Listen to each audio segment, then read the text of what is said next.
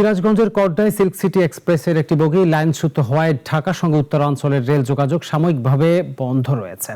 সকাল 11টার দিকে স্টেশনে প্রবেশের সময় এই ঘটনা ঘটে। লাইনচ্যুত বগির চাকা খুলে ছিটকে যায়, তবে দুর্ঘটনার কোনো হতাহতের খবর পাওয়া যায়নি। এদিকে সিল্ক সিটি এক্সপ্রেস লাইনচ্যুত হওয়ার কারণে উত্তরাঞ্চলের রুটে ট্রেন চলাচল বন্ধ হয়ে যায়। এতে ভোগান্তিতে পড়েছেন যাত্রীরা।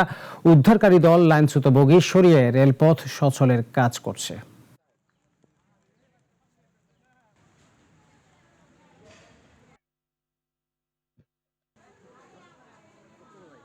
মনসুর আসার পর শুনলাম জলেকার ট্রেনের চাক্কাটা একবার খুশাই পড়ে গেছে। আমাদের শরীরে অনেক ময়লা চলে আসে।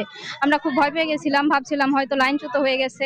একটা ধুম করে উঠলো, ওঠার পরে দেখি যে ধুমও উঠতেছে। ধুলা বালি দিয়ে তো একবারে কিরকম মনে হয় যে ভিতরে আগুন ধরে গেছে, এই অবস্থা। উদ্ধারকারী ট্রেন চলে আসার পরে ইনশাল্লাহ আমাদের এখানে সার্বিক যে কার্যক্রম আছে, উদ্ধারকারী টিম আসবে, ওরা উদ্ধার করবে। উদ্ধার করার পরে ইনশাল্লাহ স্বাভাবিক চলাচল